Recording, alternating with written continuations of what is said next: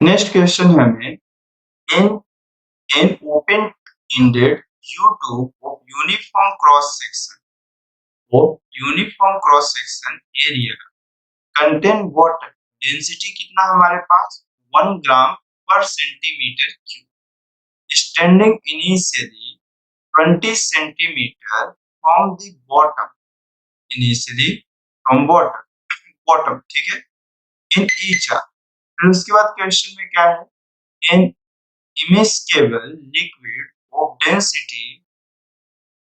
4 gram per centimeter cube is added to one arm until a layer 5 centimeter high from as shown in figure above. What is the ratio H2 by H1? H2 by H1 of the height of the liquid in the two arms. ठीक तो questions पे actual में mention क्या करता है कि मेरे पास पहले जब वाटर फिल तो एक यूट्यूब के अंदर इस तरह से कुछ मैं यूट्यूब को परफेक्टली वैसा कर्वेचर नहीं बना रहा हाइट में बना ड्रॉ कर ले रहा हूँ ठीक है अगर ये है तो इसकी हाइट जो है क्वेश्चंस के हिसाब से वो क्वेश्चन मेंशन कर रहा है कि कितनी है मेरे पास 20 सेंटीमीटर हाइट अगर सेम ऑफ लिक्विड है तो 20 सेंटीमीटर अगर एक साइड है तो दूसरे साइड भी कितना होगा 20 सेंटीमीटर ठीक है अब क्वेश्चंस पे ये मेंशन करता है कि मैं इसमें किसको वाटर को फिल करना स्टार्ट ठीक है अब मैं इसमें से लिक्विड में सॉरी एक लिक्विड को मैं चेंज कर रहा हूँ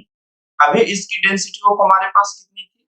1 ग्राम पर सेंटीमीटर क्यूब थी मतलब 1 ठीक है अब अगले स्टेप पे आप क्वेश्चन से मेंशन कर रहे हैं कि इस पे हमको कैसा फ्लूइड को फिल किया गया फ्लूइड को फिल किया गया है तो जिसकी हाइट ऑफ हमारे पास कितनी हो गई है ये 5 सेंटीमीटर कितनी हो गई ये हाइट 5 सेंटीमीटर हमारे पास इसकी हाइट हो गई ठीक है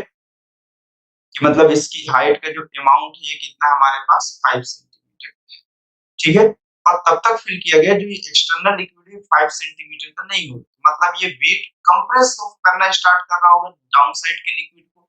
तो इसकी हाइट ऑफ अब कितनी हो गई अगर मैं इसे कंप्रेस ऑफ करते चला गया ये एक्स हाइट क्या हो गया कंप्रेस हो गया एक्स हाइट को क्या कर गया ये कंप्रेस ऑफ कर गया ठीक है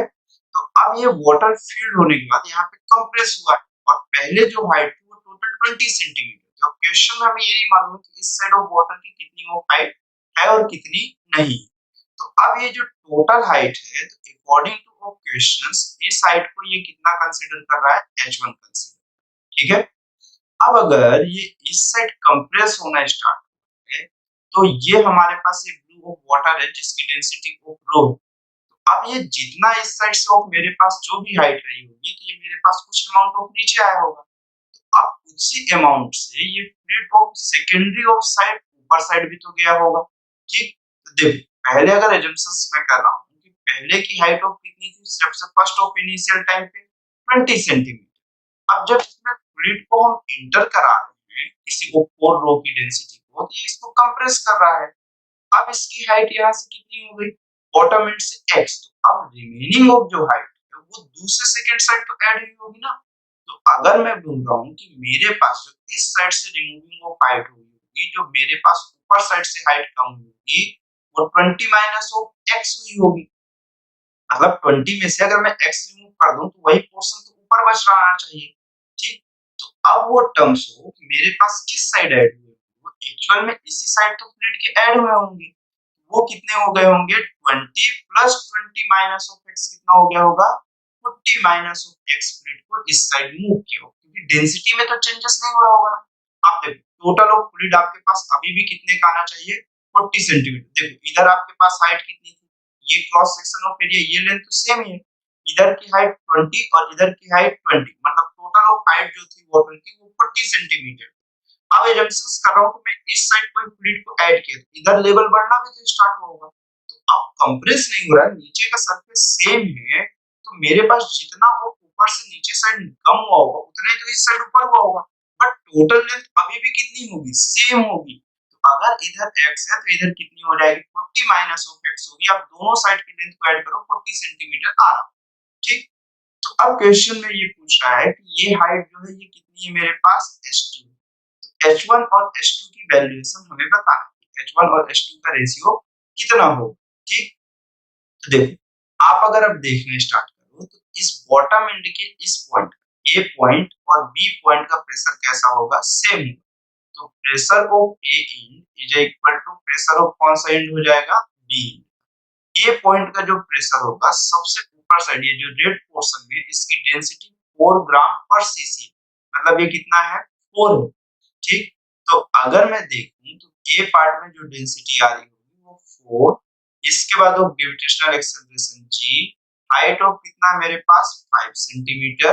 प्लस हो ये वाटर भी तो है इसी के अंदर जिसकी डेंसिटी 1 है, इनटू ऑफ कितना है मेरे पास g, और हाइट कितनी है x, is equal to B side of मेरे पास इसकी डेंसिटी अभी भी कितनी है, 1 है, ग्रेविटेशनल एक्सेलरेशन g है, और हाइट कितनी हमारे पास 40 माइनस ऑफ x, ठीक। तो अगर मैं इसे देखूं तो ये 20g और ये प्लस ऑफ कितना हो गया, ये g into of x is equal to कितना हो गया, 40g minus of g into of x, ठीक है। तो अब अगले स्टेप में देखिए तो g कैंसिल आउट हो जा रहा होगा, ये मेरे पास कितना हो गया 2g, g कैंसिल आउट हो गया। तो मैं इसको सेकेंड साइड लेके आ रहा हूँ कि मेरे पास 2x is equal to 40 minus of 20, 20 हो जाएगा, तो x की जो वैल्यू है वो कितनी हो जाएगी हमारे पास 10 सेंटीमीटर। अगर x की वैल्यू 10 सेंटीमीटर हो गई तो 10 प्लस ऑफ h1 की जो वैल्यू आपको देखने को मिलेगी वो कितनी हो जाएगी, 5 प्लस ऑफ 10 15 सेंटीमीटर, और मेरे पास h2 की जो वैल्यू मिलेगी वो 40 माइनस ऑफ 10 कितना हो जाएगा हमारे पास 30 सेंटीमीटर। तो H2 बाय ऑफ H1 का जो रेशियो होगा वो 30 बाय ऑफ 15, मतलब ऑफ हमारे पास कितना हो जाएगा 30 बाय ऑफ 15, मतलब ये हमारे पास कितना हो जाएगा 2 सेंटीमीटर का, सॉरी 2 रेशियो 1 का इफेक्ट होगा। तो जो कि ऑप्शन नंबर कौन सा हो जाएगा हमारे पास, सी हो जाएगा, ठीक है। 8th का जो ऑप्शन करेक्ट होगा वो कौन सा हो जाएगा, सी हो जाएगा, ठीक है। चलिए नेक्स्ट क्वेश्चन पे हम लोग चलते हैं।